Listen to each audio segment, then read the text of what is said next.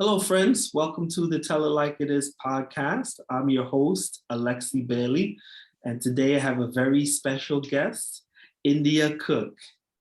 Hello, Alexi. So good to talk to you. I'm so excited to be here today.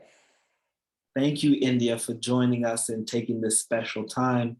Um, Now, I'm going to start with how I came across you, right?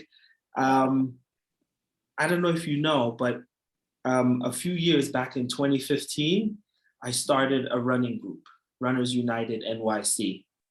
Are you familiar with it? Yes, I definitely have heard of Runners United.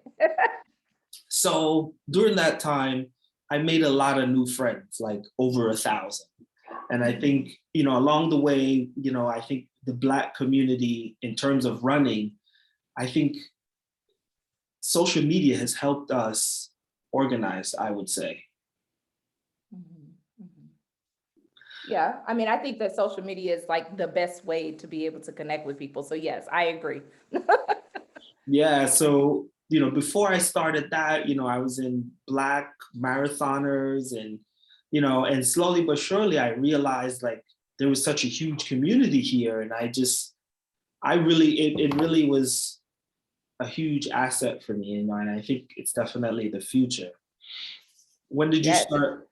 When did you start running? So I started running in 2008, but I didn't get serious with like getting into distance running and kind of really committed to my running until 2014, 2015. So 2008 is when I started kind of doing my casual running, enjoying it, getting a run in after work. And I did start some racing, but it was very low key, 10K races and 5Ks and kind of kept it low. But then it wasn't until 2014, 2015 that I said, you know what? Let me get out here. Let me get committed, not just train for this one race, which was the Peachtree Road Race, and let's do something different. So that's when I kind of kicked off to being committed and found something that I really love. I saw your YouTube show, right? Can you say a little bit about that? Are you speaking of the one prior to me being actually on YouTube, or the one that I started on Facebook? Because I did have I did do vlogging, but it was on Facebook and it's under my Miles from India page. And that's what I initially started in 2017 and 2018. It was my journey to becoming a marathoner in 2017. It was my first marathon, full marathon, and I actually documented it there on Facebook only. And so those videos are actually still up on Facebook if anybody ever wants to check those out. But those are kind of the raw behind the scenes, what my training looked like, my week to week recaps, the highs, the lows, the things that I learned through the process to my first marathon. And then I also did it for my second marathon. And both of those were in Chicago. And then I took some time off, and then that's when I decided to start my actual YouTube channel, which is also Miles from India, but the avenue is a little different for the channel now. It's more tips, tricks, reviews, going on a journey with me, run with me, see how things are going. What are some updates of me, a little vlogging, day in a life type things. So more of a variety versus just leading up to particular races. So I'm really excited about my YouTube channel. It's been up since the pandemic. The pandemic kind of pushed me into a way of, okay, you want to continue to give back to the community. How can you do that? And starting that YouTube is one of my ways of doing it. Awesome. Um, Yeah. the first video I saw was like you saying you saw a lack of diversity and you wanted to contribute to diversity and something like that. Mm-hmm. Yeah. So I will say, even prior to me doing the YouTube channel, when I was doing my vlogs on Facebook, I had a lot of individuals, and more so females of color, reaching out to me, really wanting to know my journey to a marathon, and kind of really shocked that I was going to be doing a marathon. And it's not to say that African American women aren't doing marathons, that they are, but when you go and Google how to do a marathon, more than likely you're going to get a white male that is super fast giving you how to do a marathon or tips on how to do a marathon. So even when I was looking for content or how to's of getting into running, as well as how to do the marathon process, I couldn't relate to the people that was providing that content.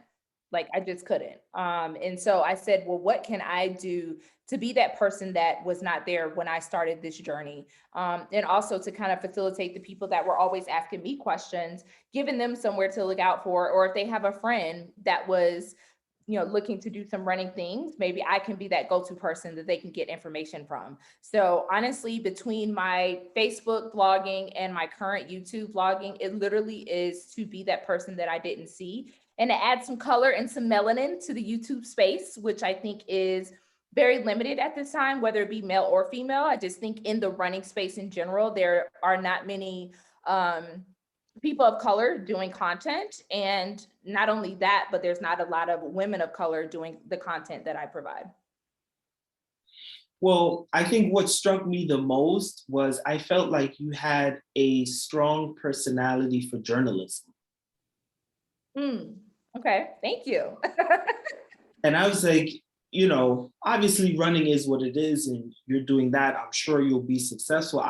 That's what drew me in. So I'm sure you get plenty of views and those kinds of things.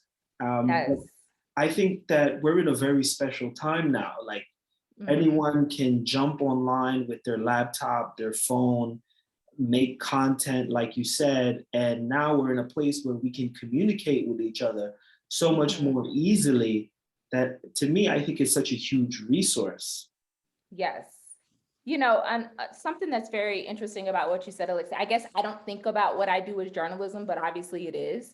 But I honestly am just myself. Like if you were to ask me a question about, if we were not on this podcast and you were to generically ask me a question about running, how I present it on YouTube is more than likely how I'm going to talk to you in person about it. It's one of those things where I was a YouTube watcher before I became a vlogger on YouTube. Like, so there was people that I do go to and that I love. And there's videos that I realized what I liked about them. They're high energy, they were educational, they were kind of had some dry humor, some kind of humor or something that's in there.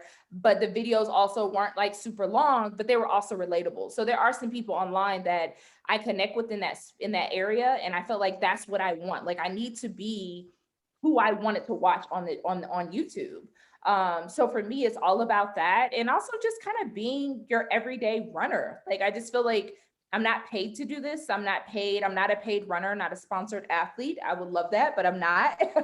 And so what's the realness of our everyday running? And I feel like when you do Google things, the majority of the time you're getting it from pro runners or people that run for a living. And you're not really getting the real of what it looks like to work a full-time job, to be a mom, a wife, a partner, a dad, you know what I'm saying? Like having all of these other things that they're juggling along with the sport of running and what that really looks like on a consistent basis and the highs and lows of things. You mentioned social media, Lexi, and I just feel like a lot of times on social media, you're seeing all the highs of people's lives, but there's less people that are being real about injury. There's less people that's being real about, being stressed about not hitting goals and, setting goals and not talking about them and the highs and lows of it. Like, I'm not eating well, so my race was bad. Like I feel like there's so many less transparency on social media. And I feel like even though I am very positive on my pages, like I feel like I try to sprinkle in some of my lows as well, because that's the realness of running. Running is not linear. Exactly. I think that, where we are now, when I scroll through my average timeline, I see a lot of, casual things, maybe humor, maybe some fitness. Here's a family shot, here's the meal I made, here's my outfit. And I really feel like, if we really used it to do more things constructively, we can really like move forward in a serious way. So I think for me, that's really what inspires me the most to do what I do with my channel is what if we had, because I have a lot of real conversations offline. And when I'm having these real conversations, I'm like, oh, I wish I could capture that. And that's really what began me to start my podcast was me feeling like I feel like I have something that could be beneficial to a bigger audience. And you do. I think connecting and having these raw conversations is what helps you to build your audience, but also helps you to connect with people that you never thought that you could connect with. And I think learning and talking to people is how you get a different perspective on life. And learning people's experiences and what they've gone through is how you also kind of open your mind and get a perspective on life. And I think, even with my podcast, that's the biggest thing for me. Like, I want to learn about what's going on with you and kind of what your perspective is on it. Because me and you could go through a similar situation, but our perspective and our outlook or our lesson that we've learned through it may not be the same. So, Yeah, always the different, right? yeah. So I came to Atlanta in September, and I'm glad we actually was able to meet in person. And Yes. I can testify that, you're real and authentic. I felt the energy, Well, we I did. will say this. I'm gonna say this on your podcast because I know you recording this. When you first stepped up to me, I was unsure who you were, and I was kind of taken back. And I was like, oh, and then you mentioned who you were. Yes, yes, yes, yes. So I want to say, I know our initial, I was a little taken back. And then I was like, oh, okay, yes, I connected your name and our chats and messaging. And it was very, very good to finally meet you, put a face to a name and connect in person. It was very good. So the race in Atlanta, to me, is very meaningful because it's like for the people, by the people, and I think a lot of these runs, people just do them for fitness. And I feel like the people who did that race did it because they understood the message and the meaning behind it. So that's why I packed up my bag, left New Jersey, took a plane, and came here to be a part of that. It wasn't because I needed a training run. It was because I felt like this is something that I wanted to attach myself to. And Right. specifically, Atlanta is a place that I feel like it has that rich Black history behind it. It. I was talking to my son about it, and I was saying it's kind of like the Harlem of the South, or at least one of them. Yes. Yes, Atlanta has, and I'm born and raised in Georgia, grew up in Stone Mountain, but Atlanta does have a lot of rich history. And something about the race that takes place here in Atlanta in October is the race is very different than your traditional races that happen in Atlanta. And it goes through a side of town. The 5K and the half marathon goes through a side of town that you don't see your traditional races that go through. It is more of a predominantly Black area. And the people that live in those areas are not used to seeing people run. So the race is very purposeful in that manner. And there is a lot of history on the roads that we run. So you are correct. A lot of Black history on the roads and just understanding of kind of where the running of Atlanta, as well as our just civil rights movement, so many other things through Atlanta. Yeah, so that was my first time in Atlanta. And I said, I have to be a part of this. And, I'm proud of myself because I'm a bit of a homebody and I really, made it happen. Good. Yeah, it was very good to see you. What is it that you kind of enjoyed the most about that race weekend? Knowing it was put on by Black people for Black people, to show that, we don't have to go to a white race, to show that we can do our own things, the idea of we can do our own. That's really, I'm all about, black dollars and the community organizing itself and being able to support itself, sustain itself, keeping the money in the community, and that whole idea. Yeah. I mean, it is very rare. Tess, who is the race director of the race, is an African-American woman. All of the people that do the behind the scene things are people of color. We definitely have some people that are Caucasian that help us out, that are part of the team, and they just love us and our movement, which is great. It's not a race that white people can't support. We definitely want that to happen, but it is predominantly African American. And it's really good to see like the funds that are raised for the race go back into the African American community, like you mentioned. And something that's also very different about the race is that on Sunday, there's a community service aspect that is connected to the race, which to me is very different than your traditional races. Usually you go to an expo, you pick up your bib, you run your race, you go home, and that's your day.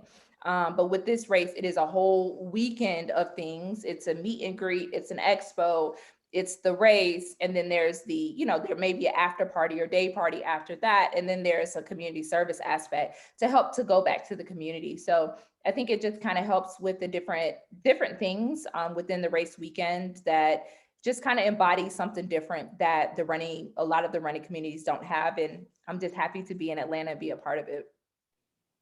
India, I'm definitely coming back.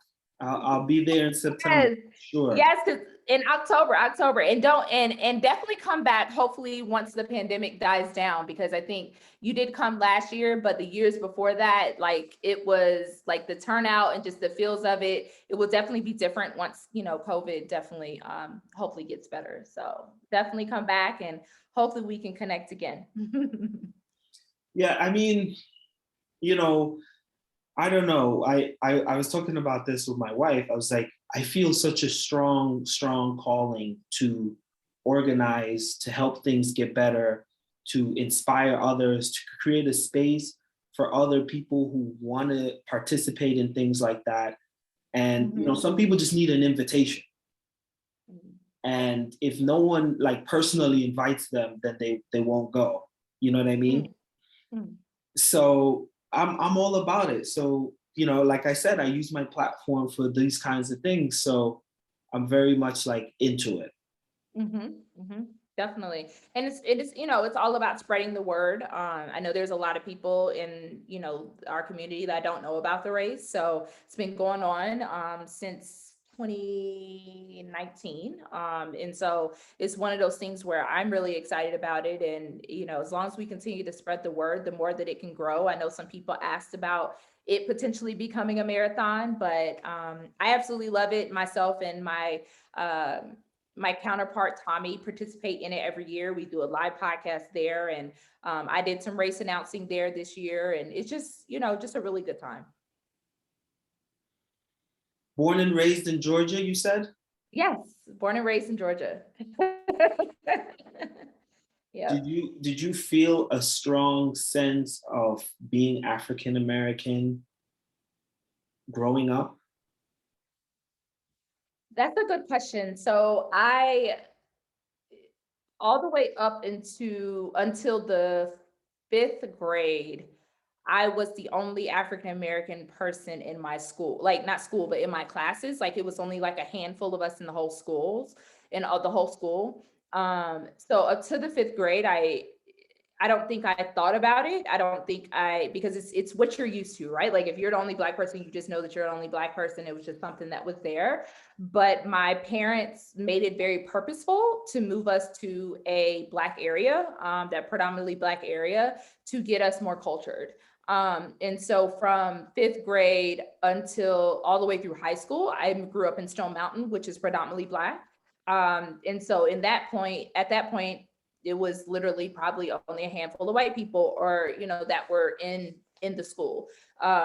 So I feel like I've definitely got the culture from that, and was able to kind of really sit in and be accepted and not be looked at as the other in my schooling. And then for undergrad, for college, I went to Spelman for my first year.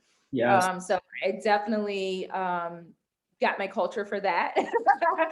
Going to a historically Black college and university. So it was one of those things there that I feel like I am well cultured. And then after that, I went to Georgia State, which was a little bit of a culture shock for me, honestly, going because it was definitely a little bit more diverse than I was used to. And I honestly missed my HBCU life. Like, I don't know if anybody, if you've never gone to HBCU, it's very different feel when going to college. And so when I shifted from going to HBCU to going to Georgia State University, it was definitely a shift for me, but it was a shift that was welcome because at that point I was getting into the real world, and the real world is not all Black. So at the end of the day, just trying to really find my space and what I felt comfortable in and learning who I am. Why did you shift? From Spelman, honestly, financially, it was just a lot. Schooling was very expensive going to Spelman. At the time that I was going, it was $25,000 a year, and it just wasn't realistic for me at the time. So Okay, well, you got one good year in. I did. Your first year at HBCU is kind of your most important. So I was able to develop the sisterhood and go through all the traditions, quote unquote, that HBCU provides. More specifically, Spelman. There's a lot of traditions that are provided the first year, and so I did soak in all of that. So, and of course, I still have very good friends that graduated from Spelman, so I still hung out and I still go to homecomings and all that stuff. So. What kind of traditions? Traditions that are only for Spelmanites to know. Okay, got you. All right. Yeah, those are great. Those are really good to build the bonds and Yes, stuff like that. yes, I'm sure exactly. if somebody wants to know, they could read up on it or something like that somewhere. They may be able to. Yeah, some of the stuff is, if you go to Spelman as an entry level, as a freshman, some of the traditions you go through, and it's just kind of one of those things where, it's not said to keep it secret, but it's kind of the unknown. Yeah, no, I totally get it. There's tons of that kind of thing for sure. Yeah. Did you pledge anything after, or did you ever think about pledging? It's been a thought, but I am not I'm not a Greek. I Did you have family members that are very close to me that are, but I'm not. did you choose not to? Was it intentional or you just It was just a mix of life, like trying to get through school and, juggling it all. It was just more so a timing thing. yeah. I often Yeah. look up to Greek organizations and the camaraderie that they're able to keep afterwards, 10, 15, Yeah. 20 years later. Yeah, between that and just being able to, like you said, the camaraderie and the service that they provide, because a lot of times after college, it's no longer really about the step shows and all that stuff. It's more so about the community service and giving back to your community and keeping the sisterhood and brotherhood alive and connections that is important. So was it a big shock for you going from that fifth grade to the Black community? I wouldn't say huge shock. It was very welcomed. My parents definitely educated me on what it may look like, educated me on my history. So it wasn't like I'm like, oh, that's a Black person that looks like me. It wasn't that at all. I would say that it was different. But I think I was so young to where some of the more intense thing about being a young Black person probably was not there. And so I think I appreciated the time frame that it took place, and I was still in elementary level, so some stuff didn't make sense to me. It was just more so, you know, either it was more so when I was at the predominantly white school that I was more so pointed out for being how tall I was versus my race. And I'm pretty sure behind the scenes it may have been mentioned, but for me it was not a race thing, even though I think as I look back at it, I'm pretty sure it was discussed. I'm pretty sure my parents talked about it, but it wasn't so much in my face. Yeah. Yeah. Well, I came here to the States and I was in Florida, Mm-hmm. and Florida is very different from New York. So I went from Florida to New York, and there was a huge shock because being Black in Jamaica, like you don't even think about it, right? Mm-hmm. Like you learn about slavery, but it's kind of like some fictional story that you kind of heard, and it takes a long time for you to connect what you're living to what the stories you're reading about slavery and those kinds of things. Right. When I touched down in Florida, it was more like, oh, that's a white person. And mind you, there were white people in Jamaica. You just didn't think of them as white. Right. Yeah. So it just Makes sense. became very real. You're Black, that's white, Mhm. and you start to learn things like, the Rodney King riots. And like the more time goes on and you keep hearing this and this and this, you're like, it just keeps getting pointed out to you and you're like, little by little. So Yeah. it was a bit of a waking up. Yeah. I think that the more that I transitioned as I got older and I was in the Black community. I believe it became more prominent, but I think that I was also because I was able to hang out with certain crowds and I was getting involved in things, and I was out on my own versus when I was younger in the white community. I wasn't out on my own. I was with my parents all the time. So there was just like different. Besides being in school, it was just a different understanding of things. And we were also in a middle class area. So it was also kind of one of those things where I think if I was in a different class of individuals, I probably things would be more so in my face. And fortunately, yet unfortunately, that's not the life that I lived. And I think that I bring that up because I think that when you don't know someone's background and kind of what you sometimes people put Black people in the same bucket, if that makes any sense. And it's like, do that, or I don't Monolith. have those concerns, you know what I mean? And it's like, and it's not that anybody is more better or more or lesser of a person, but everyone's experience is different. And I just didn't have that in my face. I didn't have um a lot of the conversations with my parents. Of course, I was taught about being Black and the different things that happen, and things to be careful with, but there, my life wasn't focused around crime and things of that nature, and can't walk this way or do that way. Like I didn't have that kind of interaction. And I don't think it was until more so college, that it was more of a concern for me as an individual. Now that's not to say, I mean, as when I got older and I was in the communities on my own, I've encountered racism right here in Atlanta. And I wasn't oblivious to it. I wasn't naive to it. I was very aware, but some of my experience just looked a little different. It's interesting you mentioned racism because a lot of people say like they don't experience racism. So what kind of racism did you experience? I have this one experience that sticks out to me like it happened yesterday. So, during my undergrad and I have a master's degree as well, but my undergrad and graduate school, I did makeup artistry for a company at a local mall, and it was in a predominantly Caucasian area, and it was more affluent area. I'll just say that it was definitely more affluent area, and I had a Caucasian individual, white lady, came up to the counter and she wanted her makeup done. And it was me and another lady that was doing makeup. And the other lady happened to be a Caucasian lady as well. And she had just started someone's makeup and was like in the thick of doing it. So I was available to do her makeup. And, I was like, ma'am, I can take you to do your makeup. And she said, I refuse to let that in do my makeup. She said it to you, So,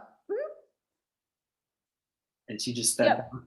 And she just was like it was very blatant. It was very you will not touch me type thing. And it took everything in me to hold my tongue because I knew I needed my job. But it was one of those moments where I'm like, India, you need your bills paid, you need your job. If you were to cuss this lady out, it probably would not go the way that you would want it to go because, you know, my subordinates or my superiors were also Caucasian, and I didn't really see them as someone that would understand my point of view on it. So I held my tongue. I vented when I got home, but it was one of those things where I was like, racism is still alive, it's still blatant. That's not the only time that I've had someone, even if it was indirectly, may not have been said to me, but indirectly said comments or, how they put money on the counter or whatever, or won't look at you, won't acknowledge you. Like it happens. And that was within the last 10 to 15 years. So Did that change how you saw things, or? it was just more like like check. Like it was more like when people tell me that they don't experience racism, I mean, I'm happy that they have never had to experience it, but it was more of it's messed up that we're in this century and it's still happening. So it's just more so for me, a checkmate for me to understand that everybody is not your friend, and you could be the nicest person out here and there's people that still hate you and probably would not like you to be here right now and in the space that you're taking up. Even the work that I do right now, I'm pretty sure there's people out here that are not praising the work that I'm doing in the running community, but you're always going to have people that are like that, but keep shining. And I think for me, I really had to just sit back and, because I think at the time that that happened, Alexi, I was not probably as mature as I am right now. And so me holding my tongue took a lot, a lot of work to hold my tongue and like not lay my hands on that lady. Like that's how immature I was at that point in time in my life. And probably not to read her the way that I felt like she should have. Like, because I didn't say anything. I gave her a look. I rolled my eyes, of course, like it was a whole stare down. But the way that I wanted to respond to her was not, and so I just really honestly had to learn that sometimes no response is better. And in that moment, I felt like I didn't want to let her win, because what if we would have gotten into an argument or I would have said my words and then I would have lost my job? She technically would have won in that space. But I hope that she acknowledged at some point in her life that she was wrong. She may be a person that never will, but just kind of let it be. So it was kind of a lesson for me that this is still alive and racism is still alive. Things are going to continue to happen. And that's not something, I mean, that's not the only time that I've had situations like that. Said Or that something about the running community, people, there's still some of that. Are you saying that you think there's white people who don't appreciate what you're doing as a Black person? yeah, or just in general. And it doesn't have to be white people in general. I think that whenever you are growing and doing amazing things or progressing, I think that there's always going to be something, regardless of what race they are. There's always going to be someone that is not rooting for you. There's always going to be someone that has a side Always. comment or whatever. So I just said that in general, like there's always going to be Yeah. people, and I think as a person you have to learn how to dodge those things, how to not allow those things to get to you and keep pushing. Basically the haters. Have You you know. have you had haters since you've been doing your channel and these kinds of things? Yeah. Alexi, I just really and I try not to allow those people to take over who I am, and to take over my feelings of things. I remember last year I had my first negative comment on my YouTube page, and it ate me alive. It ate me alive. And what I mean by ate me alive is that I was down on myself and I was like, how could someone not like me? And whatever, like you get into this mental thing. But then I had to backtrack and, my fiance and I talked and he's like, listen, the more you grow, the more you're going to get those type of comments. And it's not because you're that person that they think you are, but it's just people are very miserable in this world, like in general.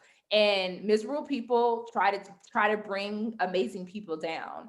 And so no, I didn't highlight that. I didn't post it on my social media. Look what this person posted. I'm so over these people. Like I feel like giving that energy to them was not worth it. I did sulk for a couple days because it was they were attacking my character.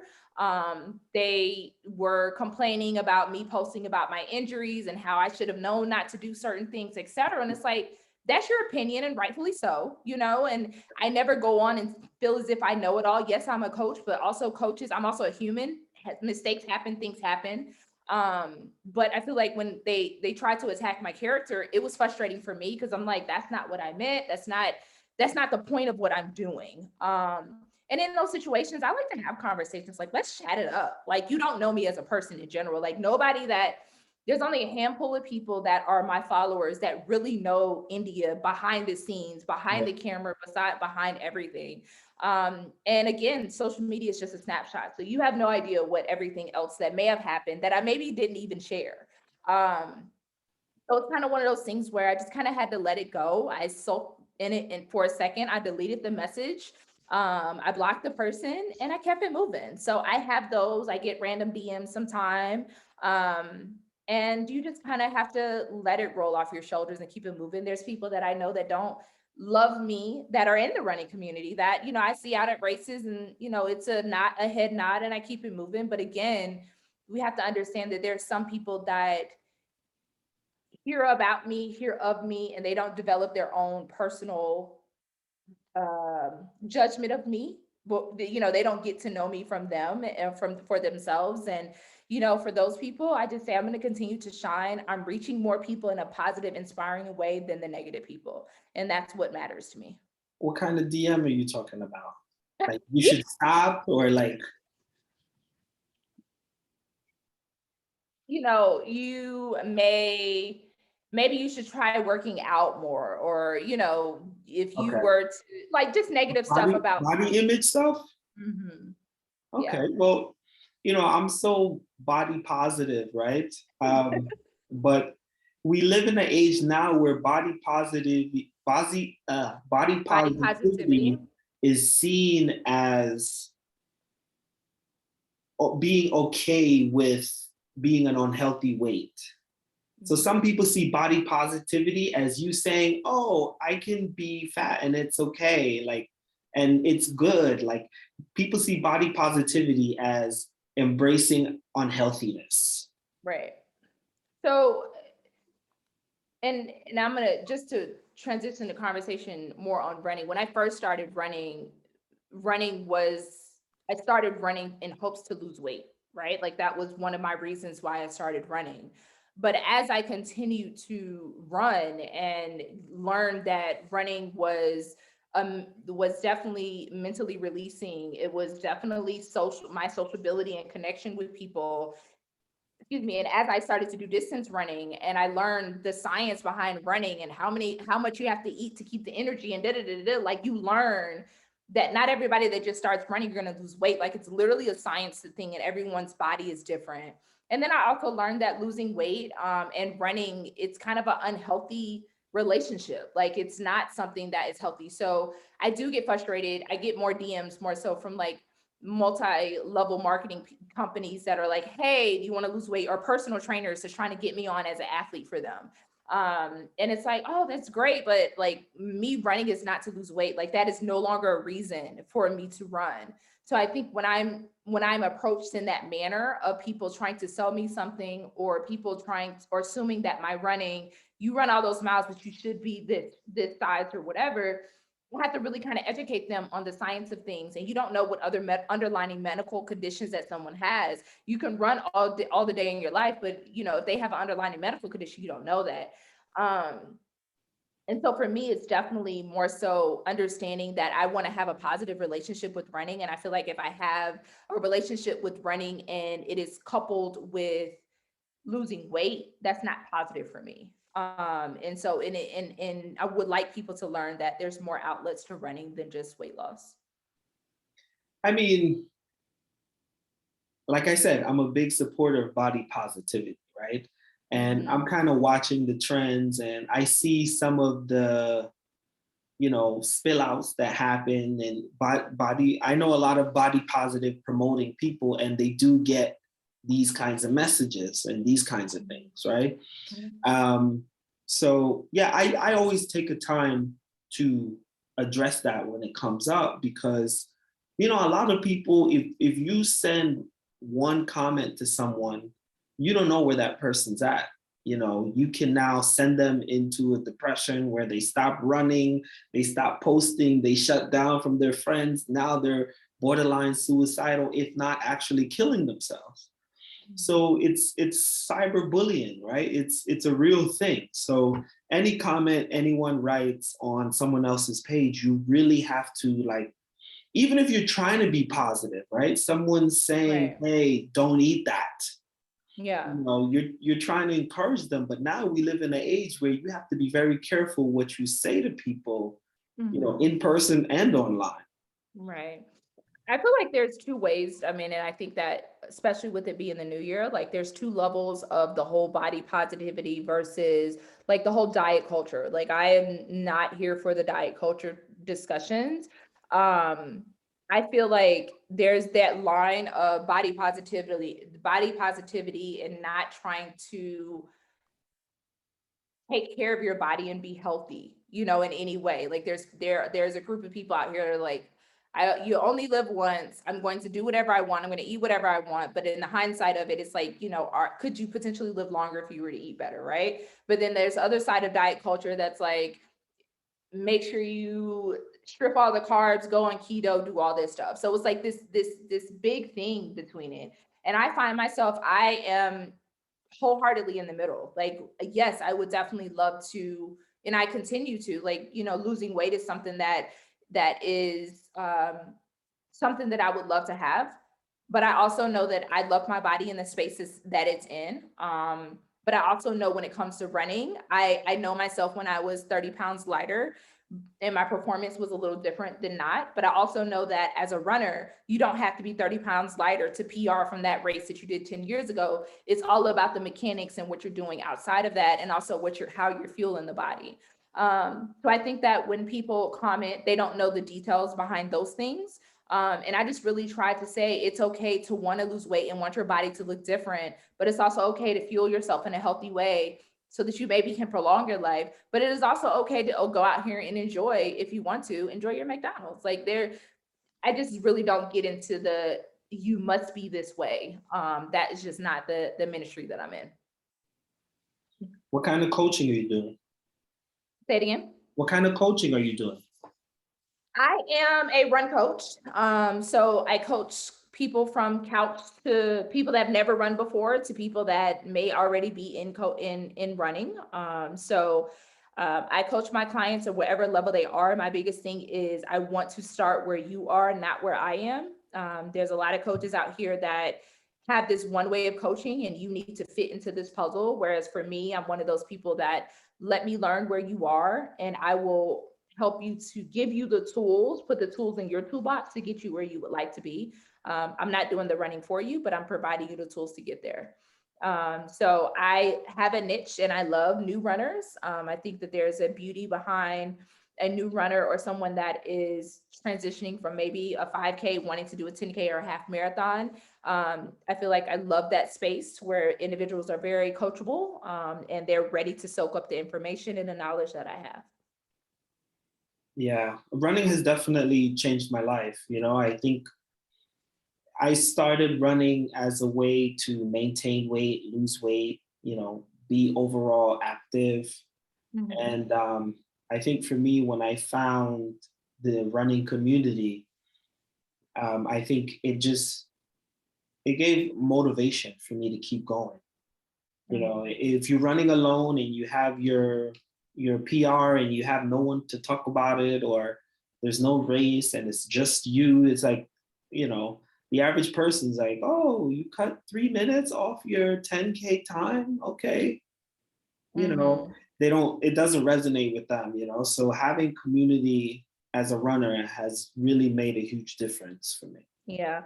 I'll say prior to me connecting, because when I first started getting serious in 2014 about running, I was running solo and I would get to an end of a race and it was a great race for me. And I didn't have anybody to share it with. Like, I didn't have a partner at the time, family wasn't in the area, all of that. So it was like I would just finish the race and be excited and I would go home. But when I got done with the race, I would see these run groups together or groups of people celebrating. And I'm like, I want to have that. And so that was kind of one of the things that triggered me into joining a run group, because I was like, how can I, get with people that's going to understand my victories and cheer me on, whether it be a good race or bad race, like they're going to be there for me. And so that's why I joined the run group, and it has gotten me to where I am now. Absolutely. So what did you study in school? My undergrad is in psychology and sociology, and my master's is in social work. So I worked in the mental health field for 10 years prior to the services that I do now. Gotcha. Mhm. So for me, I'm really passionate about social work and social justice and doing that kind of work.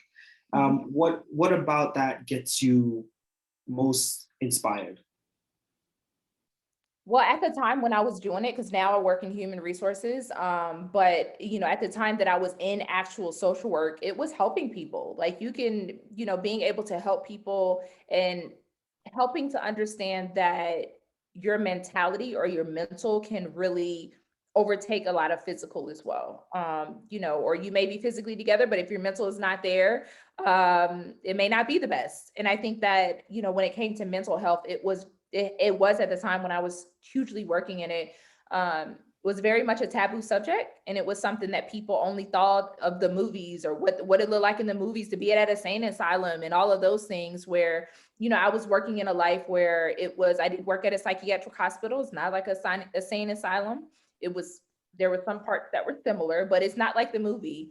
But being able to help them understand that they are still human, that they are not attached to their disorder if they have a diagnosis, and that they can still live a life if they do it. They can still live a good, healthy life if they continue to stay on top of whatever they need, whether it be therapy, medication, talk therapy, group therapy, family therapy, whatever it is. Being able to help people understand that they are still them and they are still an individual, and that their mental health does not define them. So that was something that really I enjoyed, for the work that I did. I think, when I was younger, I always wanted to make the world a better place, right? Like in Mhm. Jamaica, I knew there was poverty and I knew people were struggling. And obviously, I came to America and I kind of saw the same kind of struggle. So I always wanted to be someone who made the world a better place, right? I think I went through my high school history classes, and I don't think I really understood what was really going on in the world until I got to college. Mm, Started mhm. taking like some more serious history classes, and I got like a better sense. Did you feel like you had like some aha moment or aha moments? I mean, you said your parents made you aware of Black history and all of these kinds of things. So maybe you were always woke. I don't know. Yeah, I was pretty woke. I feel like I am more woke now, but I think that that took through my college. Like, my college years were not linear. It was a lot of back and forth. It was a lot of um, going in school, being out of school, financially funding independently myself, trying to figure out my way, doing things that I shouldn't have been doing. And, it was a lot of mess. I was not as together as I am now. But I attribute those lessons and issues that I went through during my college days to make me the strong, independent, very assertive, goal-driven woman that I am now. So And I feel like I definitely was, woke in a way. But I feel like I'm more assertive and more direct about talking about it. I think before, when I was younger, I just I ingested a lot, but I didn't say much about it. Like, it was more so, I see what's going on, but will I be that person that's going to verbally talk about it? Probably not. I mean, even to this day, like, I'm not your person that you're going to see at the marches. I'm not going to be on the front line at a march. That's just me. But I will be that person that may financially contribute to a place that needs help, or I will go online and say a word or two, but I'm less verbal. Outside of the running space, if that makes any sense. Like, I'm going to speak up. I'm going to say that this is wrong. This is how I feel. This is maybe who I voted for. But I'm not as Black power front of the line, even though internally that's how I feel. But I think that everyone has a space. You need your people that are going to be on the front line. You need your people that are going to be out there and doing the marches and not afraid of the police. And, like, that's going to be in your face. And you also need your people that can financially contribute. And you may also need your people that are going to be the people that's going to maybe hold a small conversation at some kind of gathering and, like, generate the conversation that's being had. I may be that person. So I just think that I know my lane and what my personality is. what did you think your initial major was in college? It was what I went in, psychology. I'm very much what I want to go into school for. I knew what I wanted to be, and that's what I became. I was this sophomore in high school, and I took a psychology class. And from that day, like, I just knew that going into psychology was something that I wanted, and that's what I did. So psychology is more like the understanding the individual, what motivates them, and all the things that happen internal with the individual. It depends on what area of psychology you go into, but yes. Mhm. And sociology is more like understanding people and Society, community. Mhm. right. So are you more psychology or sociology? I think now I'm a mix of both. I got a double major, but I think that who I am is a mix of both. I definitely feel like there's going to be some social things that attribute to your individual, how you are as an individual, but I think that there's some individual things that can dictate your social as well. So I think that they're a good blend of each other. When I always had, like, here we are having a conversation, right? I was always the guy who was having conversations and connecting with people. So, like, in the back of my mind, I was like, oh, maybe I could be like a therapist. So that's why I started studying psychology. Mm. But as I took more history classes and started to understand things, I realized sociology had a lot more of the dynamics that I was really, really interested in, Mm. right? What? A lot, Mhm. a lot of things that affect people mentally, it's sociological, when a lot of it, whether it's from the school or not having their family together, the historical impact of generations, like the things that really got me passionate, it was less about the individual psychology, mental health, and more about the sociological picture and Mhm. trying to address that. But I think within that, you have to learn how the person Deals with. and deals with that, because at the end of the day, you and I could go, me and you could be brother and sister, and you could come out fine, like not having any quote unquote issues or concerns, and I could be the opposite and needing all the help in the world, and we went through the same thing, you know what I mean, or and went through, have the same environment. So I think that that's what you really have to look at, because for me, when I was doing individual therapy and when I was doing family therapy or group therapy, when I was working in a psychiatric hospital, it was a lot of you and how you deal with situations that you had, because everyone can overcome situations in different ways. And how people are dealing with situations could be because of their past, could be because of something that they have individually gone through. And it's really kind of about how you process things. Yeah, exactly. So a lot of Black people have been. How do you feel about Black people versus African American? I feel like you were intentional to say African American. You say I am pretty intentional about African American, but I don't feel any kind of way about it. Like I don't. If you were to call me Black versus African American, I don't take offense, But because I am a Black woman. you lean more to the African American. Hmm. Why? I don't. You don't know why? I don't. I think it's just what I was raised as, African American. I think sometimes when other individuals say Black is more harsh and like more harsh and aggressive, versus Derogatory African too. American is more, yeah, politically correct. Yeah. But I feel like when people say Black people, like it's like this harshness Negative behind. connotation. Yeah, it's Sure. like a negative connotation. So when I say African American, it's just like African American. Just the same way I loosely use white, like, because I feel like sometimes it's can come off negative. I don't.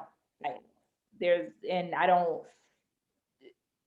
I'm very inclusive when it comes to certain things. Like when things happen in the world, I'm not like, I don't sway to every white person is bad. There's definitely people that are allies towards us. So sometimes I just say Caucasian. I don't know. It's probably just me being politically correct. Yeah. So here's the thing, right? I was having another conversation with someone else, and they're like, "Oh yeah, you're trying to help our people." And it's not that they were wrong, but I feel like some Black people, there's this sense of like Black power, we got to work together, and they automatically, it's like it's all Black everything, which is great, and it's not to take away from that, but I think I have a very inclusive model, and like holistically we have to solve these problems together. So you just triggered a thought in my mind, and I don't know if you were going there with this, but just as the thought that came to my mind when you just said that. So for me, I think as I just explained, I'm not Black power, but I am. Like I'm not your girl with the afro standing on the corner with my fists in the air. Like I'm not that. However, I'm very intentional that I am a Black woman, I am an African American woman, I am powerful, and I deserve the space that any space that I'm in, I deserve it. I have the right, and it is for me. And I am very intentional about the work that I do, and I'm very intentional about the people that I engage with, and I'm very intentional about ensuring that I am seen in a positive light because I am a Black woman. Not only am I Black or African American, but I am a woman. And so I don't walk around not knowing that the way that I move is as if those things aren't acknowledged whenever I move in whatever space that is, whether that be a vlogger, a YouTuber, a podcast host, a runner, a fiance, the job that I work 9 to 5 in. Like, I acknowledge that the color of my skin and me being a woman is something that's in the forefront of every person's mind when I interact, regardless of what you think that it is or not it is. And I forgot where I was going with this, but I think for me, I am intentional about my community. I am intentional about my connections, meaning I see where there is a lack thereof of African American and Black people. Like, I see where there's a lack thereof. And if I have the ability to make a difference in that space, I will. But that does not mean that I cut out people that are not of color. I feel like we have to understand that there's some connections that are in this community that we need to continue to use. Like, why exit out if we can allow it to be a leg up? Use it. Like, there's like, why do we need to X out them just because there's some people that are in the same racism that are acting a fool? Like, why? And not everyone is against you. And I think that's what I try to have people to understand. Like, even on my podcast, we don't just interview Black people. There's other people on our podcast. And do we want to give the space to Black people? Because there's a lot of outlets that don't receive that. Hell yeah. Like, of course, because we're not seeing enough. So if I have the platform to be able to allow some of these runners and athletes and people that are in this space, the platform to be able to be seen, I will do that because I'm about my people. But at the same time, there still are some other individuals that are out here that are not African American that are still doing amazing things, and they deserve their kudos as well. So I think that it just kind of speaks to my intentionality, but I don't X out people, but I also take note of people that are performative and the people that may ask me on their platforms just because I am Black. Like, I see that, but I also move in a certain way because of it. Let's take a brief break, India. Okay.